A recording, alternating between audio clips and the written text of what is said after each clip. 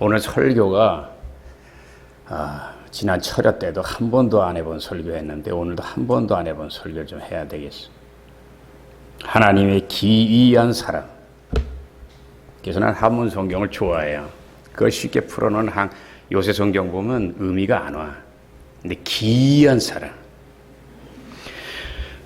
성경은 비록 한 권의 책이지만 그렇게 간단한 책이 아닙니다. 성경을 너무 쉽게 생각하고 달려들었던 사람들이 창세기도 못 넘기고 쓰러지는 게 이 세상의 모든 책을 다 합쳐보는 것보다 이 성경 한 권이 더 중요하고 힘들다는 거예요.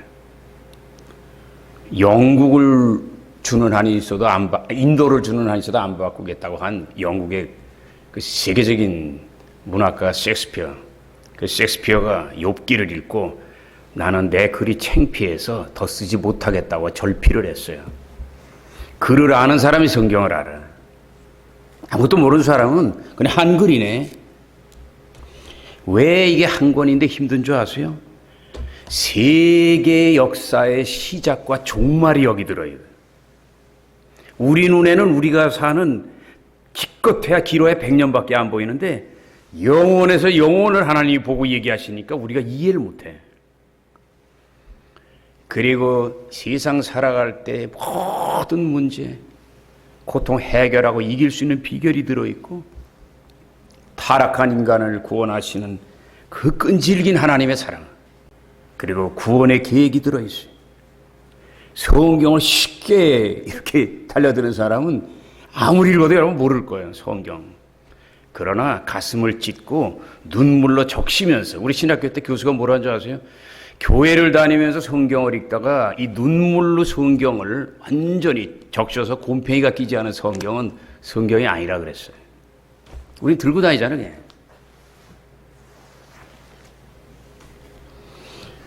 근데 만약 성경의 핵심을 한마디로 요약한다면 뭐예요? 그게 바로 놀라운 사랑입니다. 그래서 내가 좋아하는 철야 때도 얘기했죠.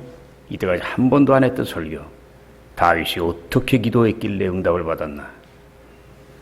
근데 그 사랑하는 다윗이 그 하나님의 놀라운 사랑을 시편 17편 7절과 시편 31편 21절에 기이한 사랑이라고 기록하고 있습니다.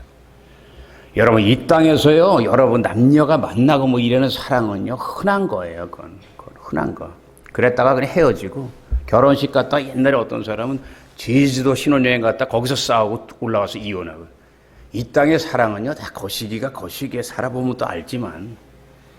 근데요, 죄 많은 인간이 하나님과의 만남과 그 사랑을 누린다는 건 엄청난데, 내가 안타까운 건요, 개척교회를 해봐도 정말 그 기가 막힌 사랑을 원하는 것보다 많은 사람들이 땅에 거, 뭐 필요한 거, 자식 잘 되고, 뭐 넓은 집 사고, 난 만일 그게 다라면 나 하나님 안 믿어요. 그 모든 것 가지고도 안 채워지는 내 영혼의 목마름. 여러분 인정하시면 아멘 하세요. 우리는요, 세상 살아도 자기가 목마른 걸 몰라. 남편이 있고 자식이 있고 돈이 있고. 근데 그 남편이 세상을 떠나고 그 자식이 무슨 문제가 그러면 그때 이제 내 영혼이 아니에요. 인간은 목마른 거야. 그냥 혼자 못 사니까 둘을 붙여놓고, 그래도 안 되니까 친구를 붙이고, 그래도 안 되니까 교회랑 공동체를 붙이는 거 아니에요. 그런데 인간은 올 때나 갈 때나 혼자고 외로운 거야. 이걸 모르고 신앙생활하는 건 인간의 실존 자체를 모르는 거야. 그거 속이는 거예요. 바리새인의 뜻이 뭔지 알아요? 가면 쓴 거예요. 우린 예수 믿으면서 너무나 가면을 써. 여러분 가면 벗으세요. 아멘입니까? 예. 우린 너무나 가면을 쓰고 한다고. 하나님이 나 같은 사람을 들어 쓰는 줄 아세요? 나는요, 체질이 그렇지만 직방으로 얘기를 해. 그냥 좋게 얘기 안 해요. 그냥 좋게 얘기 안 해요. 왜? 너무나 좋게 설교하는 목사님들이 많잖아요. 근데 옛날에 한월산 목사님 같이 직방으로 하는 목사가 없어. 여러분 진짜 제대로 말하는 게 진짜인 걸 믿으시고, 여러분 잘 들으시기를 예수 이름으로 축원합니다. 다윗은요, 하나님의 사랑을 기이한 사랑이라 그랬어.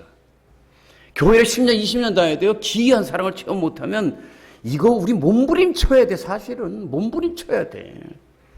그래서 저는 오늘 이 시간 하나님의 특별한 사랑 몇 가지에 대해 살펴보므로 은혜를 나누는 시간을 갖고자 합니다. 첫째로 하나님과 이스라엘 백성들을 통해서 하나님의 놀라운 사랑을 살펴보고자 합니다.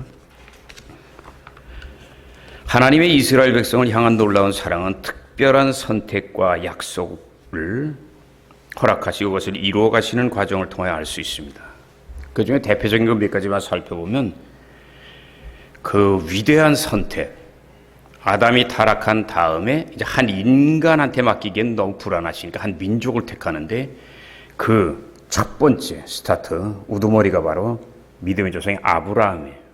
아브라함이 이스라엘 사람이 아니에요, 여러분. 갈대아 우르 이라크 사람이에요. 히브리가 뭐예요? 강을 건넌다는 거예요. 예수 믿는 건 자꾸 고통의 강을 건너가지고 축복을 향해서 나아가는 거야. 믿으시기를 주 이름으로 축원합니다. 그때 하나님 뭐라 그래요? 내가 너로 큰 민족을 이루어 주겠다고 약속했어요. 그 하나님의 약속이 75세 때 왔잖아요. 근데 언제 이루어졌죠? 삶 속에 보이는 거로. 안 보이는 약속이 보이는 거로 나타났어요. 그게 바로 100세에 다가온 정말 등남, 기적적인 이삭의 출생. 이삭 자기 힘으로 난 게 아니에요. 하나님이 너 내년에 낳는다. 그리고 이름까지 지어줬어요. 성경을 잘 보세요, 똑바로. 그런데요, 그 아브라함과 사라가 웃었어요. 좋아서 웃은 게 아니에요. 기가 막혀가지고. 하나님도 주책이셔. 이제 치매가 오셨나 봐. 정확하게 1년 뒤에 아기를 낳으니까 무릎을 꿇은 거야. 그 기적을 체험했기 때문에 나중에 아브라함에게 하나님이 이삭을 바치라고 할 때 괴로웠지 않으면 바칠 수 있었던 거야. 왜? 자기 자식이 아닌 걸 자기가 아니까. 이해가 가시면 아멘. 은혜를 못 받으면요 고난을 못 이기는데 은혜를 세게 받아버리면 그 다음에 오는 모든 거에 하나님 앞에 순종하게 돼 있어. 교회 다니면서 자꾸 불순종하고 뺀질뺀질한 거는 은혜를 못 받아서 그래. 여러분들 정말 은혜를 세게 받으시기를 예수 이름으로 축원합니다. 약속이 25년 뒤에 이루어지잖아요. 그 약속이 이제는 어떻게 돼요? 확대돼요. 어떻게? 야곱이 12아들을 낳았잖아요.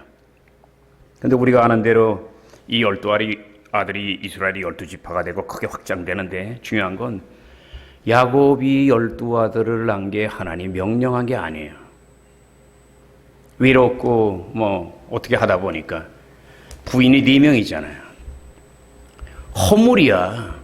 그러고 장자의 명분을 할 때 어떻게 했어요? 아버지 속이고 그러고 떠났잖아요. 형 속이고 도둑질하고 간 그 인간일지라도 하나님의 뜻을 이루기 위해서 사랑을 하고 하나님 품어주고 그 중요한 얘기 있잖아요. 그 도망갈 때 정말 두렵고 떨고 있는데 돌베개 베고 잘 때 하나님이 나타나셔서 7가지 언약을 하잖아요.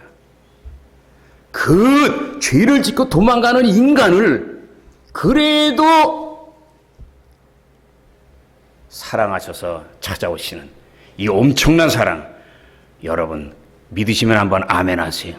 이 얘기가 남의 얘기가 아니에요. 우리 얘기하는 거예요. 그 다음 어떻게 됐어요?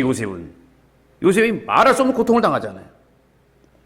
근데 그 고통이 하나님의 은혜 속에서 영광으로 바뀌잖아요. 그래서 큰 제국인 에집트의 국무총리가 되잖아요. 하나님 왜 이렇게 하신 거예요? 왜 요셉을 이렇게 고통스럽게 하신 거예요? 요셉 한 사람 때문에 그런 게 아니라 하나님의 약속. 분명히 아브라함에게 얘기했잖아요. 내가 너로 큰 민족을 이루어주겠다. 그걸 이루어야 되는데 이제 이스라엘은 자꾸 기근이 많고 먹을 게 없으니까 정말 그 가족 모두가 야곱과 그 가족 모두가 그냥 먹고 살기 위해서 이민 간 거예요. 에집트에. 근데 거기에 딱 가니까 벌써 죽은 줄 알았던 그 아들 요셉이 거기서 국무총리를 하고 있는데 모르잖아요. 요셉은 알고 우는데 죄 지은 인간들은 몰라. 하나님이 지금 드라마를 쓰시는 거야. 여러분 인정하시면 아멘. 하나님은 여러분 한 사람 한 사람의 평생의 드라마를 지금 쓰고 계시는 걸 믿으시길 주의 이름으로 축원합니다. 거기에 좋은 일도 있고 괴로운 일도 있는 거야. 근데 어떻게 돼요? 자기 형제가 총리니까 제일 좋은 땅 고센 땅이에요. 고센 땅은 거기는요 기름진 땅이라고. 근데 이스라엘은 산하 제한을 안 해요. 그러니까 정말 허벌나게 많이 낳지 애를. 거기 보통 요새도 12명이에요 자식이. 그러니까 430년 만에 75명이 300만 명이 넘어서 옛날 고대의 국가를 이룰 수 있는 기초를 세우게 된 걸 인정하시면 아멘. 이 하나님이 하나 다 이루어가는 걸 보면서 모세오경을 읽어야지 쭉쭉쭉 찢어가지고 읽으면 아무 은혜 안 돼요. 하나님의 은혜를 크게 봐야 돼. 그 다음에 광야를 통과하잖아요. 이게 중요해요. 애굽에서 나왔어? 하나님의 기적과 은혜로 광야를 통과하게 돼요. 이게 바로 사람으로 말하면 엄마 뱃속에서 나온 거예요. 그런데 이제 사람이 되려면 훈련을 시켜야 되잖아. 근데 중요한 건 애굽에서 나온 다음에 광야 통과하는 거. 지도를 보면 에집트와 이스라엘 사이에 시나이 반도가 있어요. 이렇게 세모로 된 거. 이게 광야예요. 근데 거기 직진으로 하면요 10일이면 지나가요. 근데 성경에 보면 하나님께서 그 지나가는 길목에, 왜냐면 제일 빠른 길이 직진으로 가는 게 그 지중해 해안선을 따라서 가기만 하면 돼요. 근데 거기에는 강력한 브레셋 족속이 살고 있어. 가다가 죽어요. 왜? 노예로만 430년 있다가 훈련 한번 해봤는데 저 밥만 먹으면 훈련해야 되는 만나면 죽잖아. 그러니까 하나님 뭐라 그래요? 출애굽기 13장 17절 18절에 브레셋 사람들의 땅으로 가는 길은 가까울지라도 하나님이 그 길로 인도하시지 않으시니 그 이유는 이스라엘 백성들이 너무 연약하여 전쟁을 보면 뉘우치고 에집트로 돌아갈까 염려함이라. 그러므로 하나님이 홍해의 광야 길로 돌아가게 인도하셨더라. 여러분은 모든 게 빨리 되길 원하잖아요. 하나님은 돌아가게 하실 때가 있어요. 여러분 인정하시면 아멘. 인정하시면 아멘. 그거를 하나님께 맡긴 사람은 고난이 와도 감사하는데요, 안 믿긴 사람은 그때 이제 투덜거리는 거야. 원망하지 마시기를 예수 이름으로 축원합니다. 그리고 광야 40년 통과할 때 이스라엘 백성들이 순종하지 않잖아요. 불순종해요. 감사 안 해요. 원망해요. 그리고 믿음을 가진 것 같지만 의심하고 하나님을 시험해요. 그럼에도 불구하고 하나님은, 민수기 여러분 읽어보세요. 징그러워. 말을 안 들어도요 그렇게 징그러울 수가 없어. 하나님의 택한 백성 다 죽여버리고 다시 시작하겠대. 그러니까 그 왕자였던 그 모세가 40년 광야에서 시련을 겪고 난 다음에 여자같이 됐어. 너무 부드러워서. 그래가지고 하나님한테 대들어. 왜 하나님이 택하고 지금은 다 때려 죽인다 그럽니까? 그러면 안 믿는 사람들이 얼마나 웃겠습니까? 저 하나님 뭐 하는 거냐? 애굽에서 구원한다고 생난리를 추더니 말 안 듣다고 자식도 다 때려 죽이고. 그 하나님 말이라고 하십니까? 하나님 나보고 참아주세요. 그러니까 왜 아버지하고 아들이 싸울 땐 엄마가 나가잖아. 당신만 애기 낳았어? 내가 낳지 이러잖아. 그게 모세가 그 역할을 하는 거야. 어머니 역할을. 그거 읽을 때요 눈물 나지. 그 모세가 훗날 예수님의 모형인 걸 믿으시기를 주의 이름으로 축원합니다. 그렇게 말을 안 들어. 진절이 나게 말 안 들어. 그럼에도 불구하고 하나님은 또 용서하고 또 용서하고 또 용서하고 또 용서하고. 충청도라 느려. 또 용서하고 또 용서하고 또 용서하고. 그게 여러분들 지금 요새 예수님이 용서하는 거예요. 같은 얘기예요. 그러므로 이스라엘 백성들은 그 사랑 안에서 광야 40년 훈련을 마치게 되죠. 잘 보세요. 애굽에서 딱 나왔을 땐 완전히 뭐 같은 사람들이야. 노예들은요, 여러분 죄수로 있던 사람들은 안 좋은 거 더 배워가지고 나온다고. 그렇듯이 완전 430년 노예 생활하니까 눈치만 보고 엉망진창이었는데 하나님이 광야에서 40년 강력하게 훈련시키니까 여호와의 군대가 됐잖아. 그랬기 때문에 하나님의 때가 되니까 모세를 세우고 드디어 약속의 땅에 들어가서 그것도 훈련을 받았는데도 워낙 가나안 7족속 세니까 7년 전쟁을 하잖아. 근데 사사기서를 보세요. 싸우다가 그냥 에라 모르겠다고 지쳤는데 그냥 타협해버려. 그 타협해버리고 우상을 남겨둔 그것이 암의 뿌리가 되어서 나중에 이스라엘이 멸망하게 됩니다. 왜 하나님이 저와 여러분을 사랑하는데도 훈련을 시키고 때로는 교육을 시키고 때로는 어려움을 주는 줄 아세요? 그게 다 이 험한 세상 장애물들을 이겨나가고 원수마귀와 싸우고 유혹과 싸우고 결국은 약속의 땅에 들어가서 하나님의 영광을 노래하고 예배드리게 하기 위함인 걸 믿으시기를 예수 이름으로 축원합니다. 성경은 오늘 그 놀라운 모세오경, 창세기, 출애굽기, 레위기, 민수기, 신명기, 여호수아, 사사기. 자 보세요. 지금 아브라함에게 약속을 한 그것이 이루어져서 사사기로 끝나잖아요. 그때까지의 시간이 700년 걸렸다고. 하나님은 약속을 해요. 아브라함도 약속은 받았지만, 증거로 아들까지 얻었지만 자기는 그 약속 이루어진 걸 못 봤어. 그런데 자식 때 계속 하나님이 놀랍게 역사하셔서 조그만 물줄기가 흘러서 시냇물이 강물이 바다가 되듯이 700년 뒤에 저 이스라엘을 점령하잖아. 700년 걸렸다고. 근데 우리 예수 믿으면 성질이 너무 급해가지고요, 빨리빨리 안 주냐고. 따라하세요. 빨리 얻으면 썩는 수가 있다.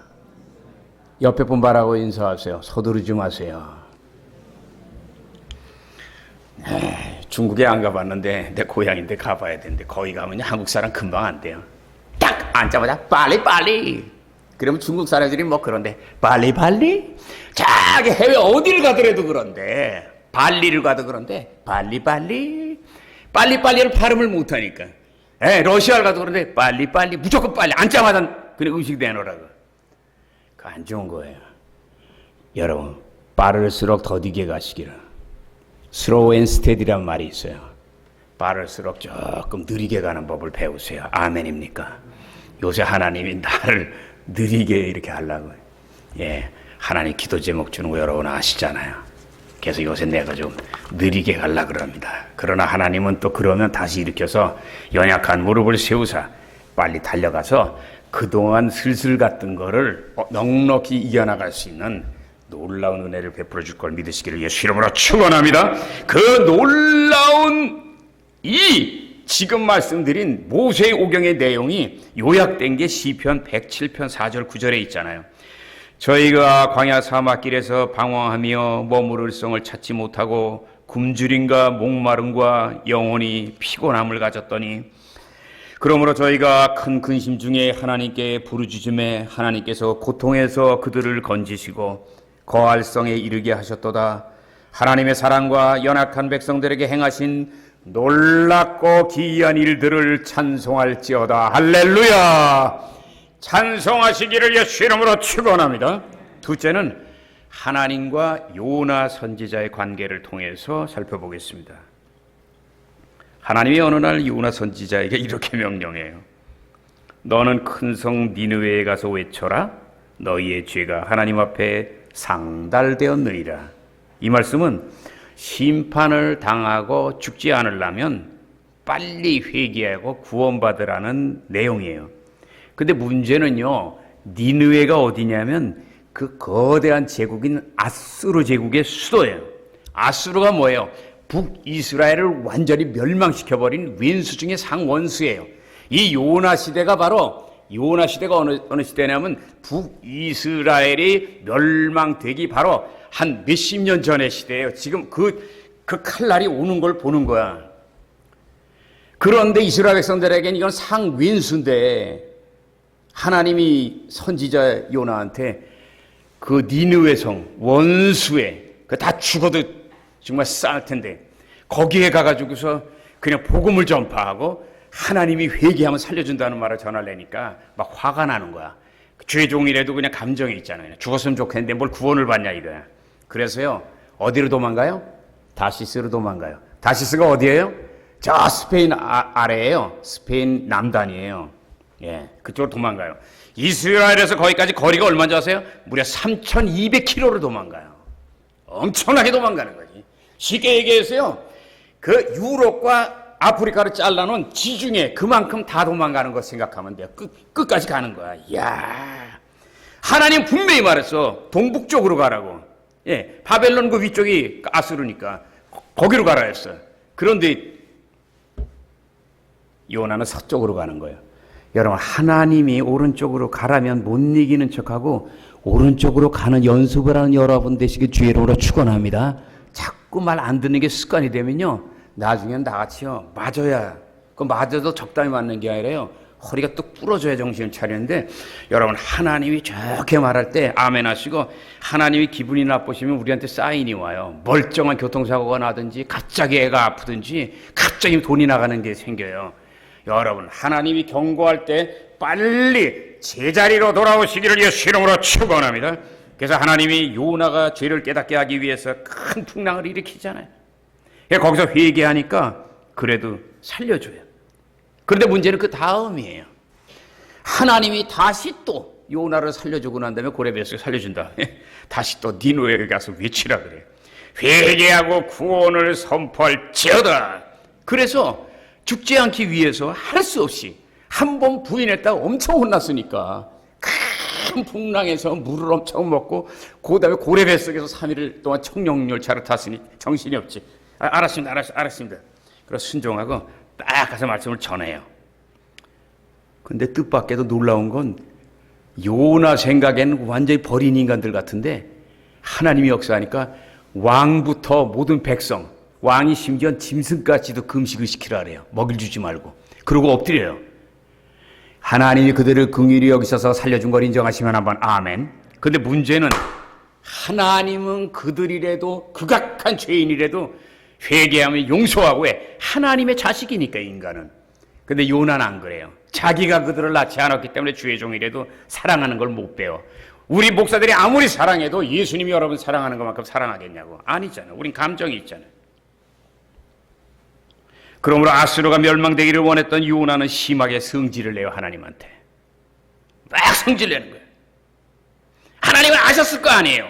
저들이 회개할 건 아셨을 거 아니에요. 근데 왜 하고 많은 선지자 중에 나를 시켜서 정말 내가 고국으로 돌아가서 내가 사람 노릇 제대로 대접을 받겠습니까? 왜? 하나님이 아무리 시켰다고 하지만 저 망해도 좋은 나라에 가가지고서 다 구원하라고 이래버렸으니 나는 어떻게 이스라엘로 돌아가라는 거야. 그런 게 이제 속에 들어있는 거야. 뭐라 그러는 줄 아세요? 원수의 나라가 멸망하지 않는 것을 보는 것보다는 차라리 죽는 것이 낫사오니 나를 이 자리에서 죽여주옵소서. 성경이나 거룩한 책이니까 그렇게 썼죠. 내가 볼 때 쉽게만 나를 이 자리에서 그냥 죽여달라고 해. 벼락을 쳐달라는 거죠. 이 자리에 죽게 하여주옵소서. 하나님 벼락 쳤습니까? 죄인도 살리는데 요나 선지자의 마음을 알지요. 하나님 안 죽여요.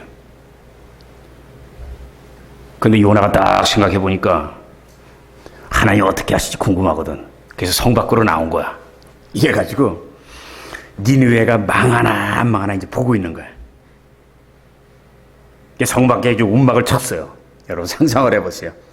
옛날에 저기 있잖아요. 옛날 과수원에 뭐 이런 거 있잖아요. 도둑질하면 그냥 잡는 거.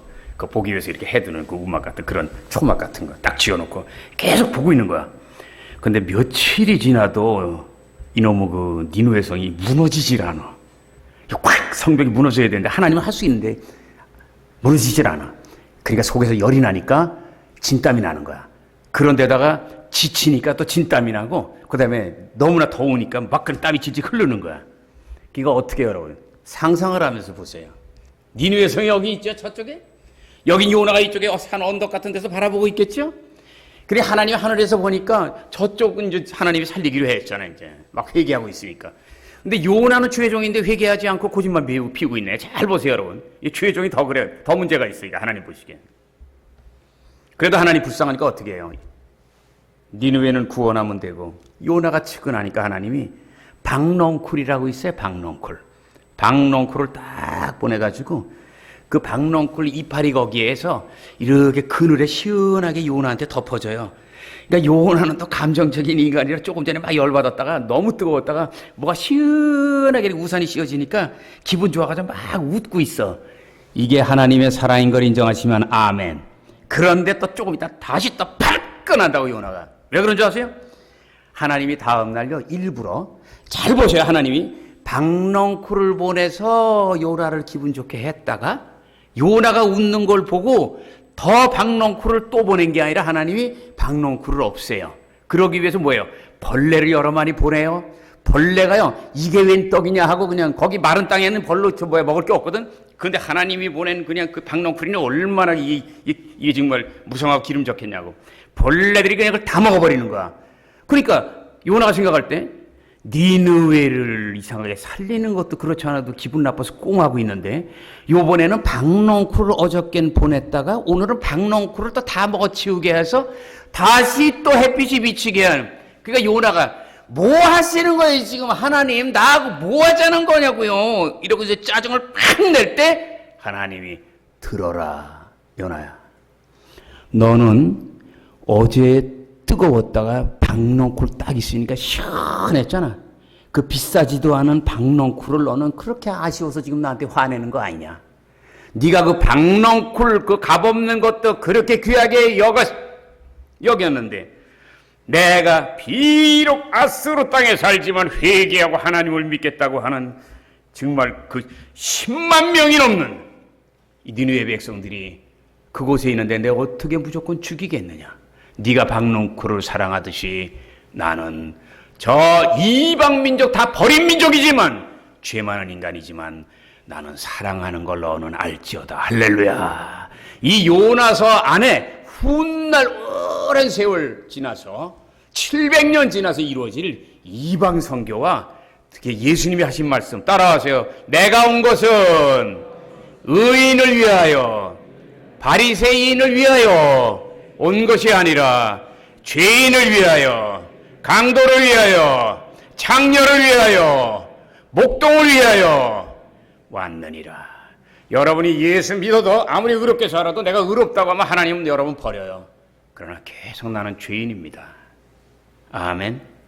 국가를 위해서 기도하지 못하고 정치가 이렇게 엉망인데도 기도하지 않는 나 자신, 주여 용서하소서. 나는 표를 투표할 때는 대충 해놓고는 대통령이 그냥 조금만 잘못하면 그냥 욕을 하는 우리의 죄. 여러분, 한 가정 이끌기도 힘들잖아요. 내가 볼 때는요, 솔로몬의 아버지인 다윗이 와도요, 대한민국 맡으면 어지러워요. 공감하시면 아멘. 지도자들을 위해서 기도해 드리시기를 예수 이름으로 축원합니다. 나도 때때로는 원망됐지만 지금은 안 해. 왜냐하면 지금 기도할 때예요. 그리고 하나님이 예수를 잘 믿고 정말 신망이 높은 대통령으로 세워줄 수 있도록 기도해야 돼요. 끝으로 세 번째, 예수님과 사도 바울을 통해서 우리가 알 수 있습니다. 사도 바울은 예수님에게 세상에서 가장 큰 원수예요. 아니, 원수 정도가 아니라 왼수야. 왜냐하면 초대교회 7 집사 중에서도 가장 빛나는 스테반 집사 돌로 때려서 죽일 때요, 눈 하나 까딱하지 않았어요. 어느 정도로 찬 인물이냐면 살기가 등등하다 그랬어요. 그리고 그 집사 한 사람 죽인 그것도 모자라서 예루살렘 교회와 성도들을 크게 핍박을 했어. 예루살렘에서 다 잡아서 감옥에 놓으니까 거기서 더 이상 잡을 게 없어가지고 어딜 갔어요? 예, 시리아의 수도 다메섹, 다마스커스로 더 잡으러 가다가 아주 그냥 거기서 부활한 예수를 만나잖아요. 그 예수님이 죽으심을 통해서 구원받은 성도들, 그리고 성도들의 모임인 교회가 거센 핍박과 고난을 받으니 하나님 인간이 되신 예수님이 얼마나 마음이 괴롭겠냐. 구약 같았으면 저 그냥 사도 바울 그 자리에서 그냥 주님께 죽어요. 그냥 구약 시대는 제사장도 제사 잘못 드리면 그냥 죽어서 나와. 그냥 이 사랑의 시대, 은혜 시대니까 그렇지 어림도 없어요. 근데 놀라운 것은 예수님의 마음이 그렇게 말할 수 없이 아픈데도요, 그 가슴 아픈 걸 다 이렇게 새기시고 예수님이 사도 바울을요 놀랍게 사랑해요. 놀랍게 사랑할 정도인 게 아니라 허벌나게 사랑해요. 아니, 허벌나게 사랑하는 게 아니에요. 내가 얘기하는 게 있어요. 우리 어머니 나 사랑한 건 징그러워. 징그러워. 내가 주계종 하기 싫어서 그냥 완전 대한민국을 떠나려고 했는데, 그냥 떠나면 옛날에 우리 형이 열차사고로 죽은 것 같이 또 통곡하실 것 같아서 슬쩍 흘렸어. 그랬더니 내한테 딱 하신 말씀. 자네가 내가 기도할 때 하나님이 내 손을 잡아주는데 내 기도의 손을 빠져나갈 수 있나? 못 빠져나가는 내 얘기를 하지. 그리고 일주일 뒤에 사고 난 거예요. 이해가 가세요? 여러분, 이해가 가세요?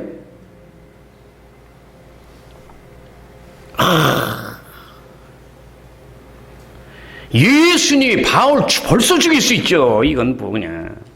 근데 살려둬요. 그리고 은혜를 줘요. 교회에서 은혜를 제대로 받은 다음에 이 사람은 교만하지 않고 뭐라 그래요? 계속 나는 날마다 죽노라, 나는 죄인이로다. 여러분 봉사하면서요, 내가 대단히 많이 하는 것 같이 여러분 하지 마세요. 봉사는 받은 은혜 감사해서 그대로 하는 거야. 봉사한 다음에 땀을 흘린 다음에 겸손해야 그 모든 흘린 땀이 축복이 될 걸 믿으시길 예수 이름으로 축원합니다. 예수님이 사도 바울을 놀랍게 사랑해요. 어떻게? 요약만 해볼까요? 부활하신 뒤에 모두 제자들에게 12번 나타나요. 근데 마지막 12번째가 바로 이 사도 바울이에요. 엄청난 영광이죠. 이 죄인한테는 사형수해야 되는데 갑자기 그냥 사형수를 풀어다가 정말 뭐 감사원장을 세우는 시기야. 이런 시기니 이게 말이 되냐고. 그런 은혜를 누린 거야. 그러고 그 죄 많은 인간을 사도로 선택하잖아요. 이게 무슨 얘기예요? 12제자하고 같은 반열에 세우는 거예요. 여러분 말이 되세요? 평형으로 얘기하면 이거 이해를 못해요. 예수님의 12제자 밑에도 여러 제자가 있었어요. 120문도도 제자고 다 그 제자들이에요. 정말 엄청난 제자들이 많은데 이거 어디서 온지도 모르는 정말 막대기 같은 사람을 딱 갖다가 그냥 사도로 딱 세운. 그러니까 어떻게 해요? 다메섹에 피해 있다가 그 소문을 들은 사람들이 뭐 사울이라는 청년이 뭐 이렇게 예수를 만났다는 얘기도 들리고 긴가민가 딱 했는데 워낙 그 사람 평이 안 좋으니까 그냥 그 사람이 예수 믿었다는 것도 이중간첩이고 저걸 사기치는 거다 하고 그 변화되고 예수 만난 다음에 꼬꾸러져서 다메섹에 왔는데도 거기가 있던 제자들 12제자 빼고 다 밀어냈어요. 아이, 너 밥맛 떨어진다. 너 원수 아니었냐? 어저께는 우리 죽이러 다니고 스데반 집사 그럴 때는 너 지휘자 아니냐? 근데 지금은 뭐 부활하신 예수 만났다고 잘해보자 그랬는데 널 뭘 보고 믿냐? 그럴 때 정말 신망이 높은 사도 바울보다 더 먼저 위대한 일을 한 바나바를 보내가지고 중간에서 2차 여차 해가지고 화해케 해요. 바나바를 보낸 사람이 하나님인 걸 믿으시길 주 이름으로 축원합니다. 우리 십자교회도요 이런 인물들이 있어야 돼. 바나바. 그 중에 하나가 바나바가요. 딴 사람들 같이 가만히 있으면 되는데 자기가 나서잖아. 그래 십자가 지는 거. 그리고 성경 읽어보세요. 자기 재산을 완전히 핍박받는 어려운 초대교회에 다 내놔요. 그러다 말 한마디 없잖아. 그러니까 하나님이 그렇게 들어쓰는 거예요. 그릇이 크잖아요. 그리고 각종 은사와 능력을 부어주십니다. 그뿐만 아니라 고린도후서 12장 1절 2절 보면 입신을 해가지고 영혼이 육체를 떠나죠. 하늘나라에 다녀오잖아요. 그러므로 바울은 죄로 말미암아 죽어야 마땅한 자기에게 너무나 많은 은혜를 주신 예수님께 감사하며 마치 18살에 시골 목동이었던 자기를 왕으로 기름 부음 받은 다음 그 은혜에 너무 감사해서 생명을 걸고 하나님의 거룩한 뜻을 이룬 다윗이 죽도록 충성했듯이 이제 사도 바울이 구약시대는 다윗이 그랬죠. 엄청난 은혜, 그 기이한 사랑을 보답하기 위해서 생명 걸고 헌신하잖아요. 그래서 역사상 다윗같이 정말 하나님의 영광이 크게 나타난 적이 없어요. 은혜 받은 사람이 그걸 하는 거야. 근데 신약시대에는 사도 바울이 얼마나 뛰었는지 12제자가 한 것보다도 더 많은 일을 했어요. 그 중에 하나가 뭐예요? 여러분 성경 잘 보세요. 깊이 있는 성경, 짧은 성경 말고 깊이 있는 성경들 그거 다 바울이 쓴 거예요. 죄와 구원에 대한 로마서, 예수님이 교회에 대해서 짧은 말씀하시잖아요. 그걸 풀어놓은 에베소서는 교회론 푸른 거고, 예수가 누군가를 설명한 골로새. 그래서 정말 신약 성경의 절반이 13권을 써가지고요. 오늘날 우리가 그 사도 바울이 성령의 감동으로 계시를 받아서 쓴 그 책이 없으면요, 나부터도 신앙생활 제대로 못해. 뭐 예수님이 어떤 분인가 다 풀어놓아서 조직적으로 우리 눈에 확 펼쳐놨으니까 이 얼마나 하늘에 간 충성한 은혜를 헛되이 않은 다윗과 사도 바울 우리가 만날 텐데 박수로. 그 13권이 있기 때문에 우리는 십자가의 비밀을 알고 예수를 사랑할 수 있는 거예요. 그뿐만 아니라 가만히 있어도 되잖아요. 동네만 전도해도 되잖아요. 그런데 그냥 이방 지역 멀리 가서 목숨 걸고 3차의 전도 여행을 해요. 그래서 많이 죽을 뻔하지만 결국은 기독교 복음이 한 이스라엘이란 작은 땅, 강원도 땅만한 거기만 머무는 그런 시시한 종교가 아니라 전 세계를 덮는 위대한 종교가 될 수 있는 그 기초와 틀을 만들어 놓은 게 이 대사도 바울인 걸 믿으시기를 주 이름으로 축원합니다. 그래서 여러분들이 저 여행을 가실 때 제일 잘 가는 게 이태리잖아요. 이태리 그 베드로 성당 있잖아요. 베드로가 십자가에 거꾸로 이렇게 죽은 다음에 그 자리에 이제 성당을 진 거예요. 근데 거기 보면요, 딱 보면 위에 동상으로 큰 인물 둘이 있어요. 그게 뭐냐면 신약의 두 대표예요. 하나 누구냐면 베드로, 또 한 사람이 바로 바울이에요. 사도 바울과 베드로가 서로 부족한 걸 채우면서 예수의 그 큰 영광을 나타내는 거예요. 여러분들도 하나님께 받은 은혜를 잊지 말고 보답을 해서 바울같이 베드로같이 하늘나라에 가서 큰 상급 얻는 저와 여러분 되시기를 예수 이름으로 축원합니다. 예수 이름으로 축원합니다. 자, 한 분이 고린도전서 15장 10절 읽어주시겠습니다. 이 바울의 고백 중에서 내가 굉장히 좋아하는 고백인데요, 주의 종님들이 좋아해요. 자, 저기 말씀 떴네요. 다 같이 읽습니다.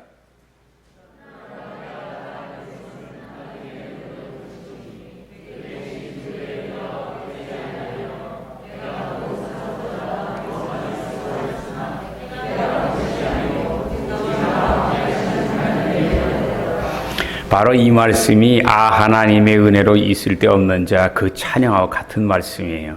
나는 이 말씀을요, 요새는 적게 하는데 청주 내려올 때도 저 말씀 없었으면 못 내려와요.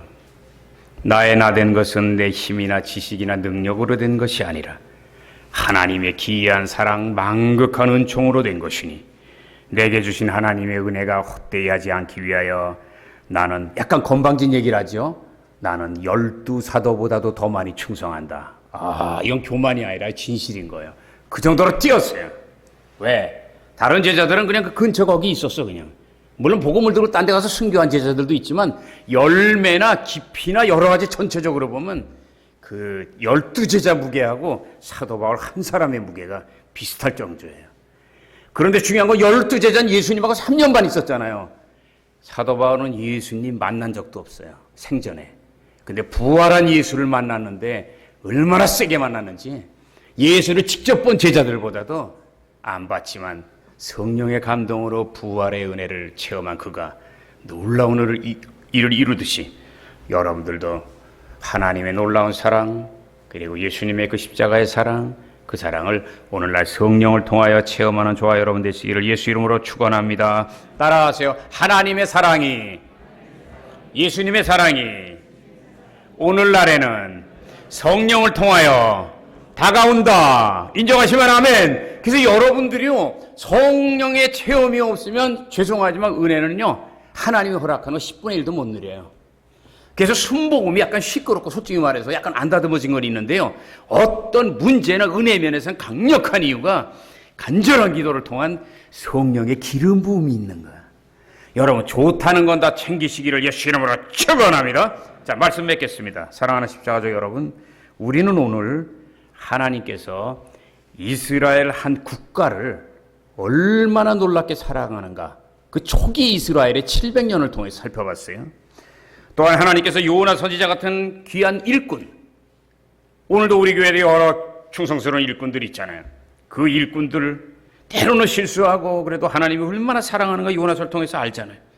그리고 하나님께서는 마지막으로 원수 같은 사도 바울도 들어서 사용하는 그 넓은 사랑, 그 넓은 품을 여러분 잊지 말고 어렵고 힘들 때, 낙심될 때 십자가 앞으로 뛰어들어가서 그 주님의 큰 사랑 안에서 다시 한번 휴식과 쇠임을 얻고 힘차게 세상을 이기고 죄악을 이기며 승리하는, 그리고 특별히 하나님의 은혜를 보답하고 이웃에게 나눠서 여러분이 누리고 체험한 그 놀라운 사랑을 많은 사람에게 나누고 천국을 확장하고 그 대가로 큰 상급과 축복을 받는 저와 여러분 되시기를 예수 이름으로 축원합니다.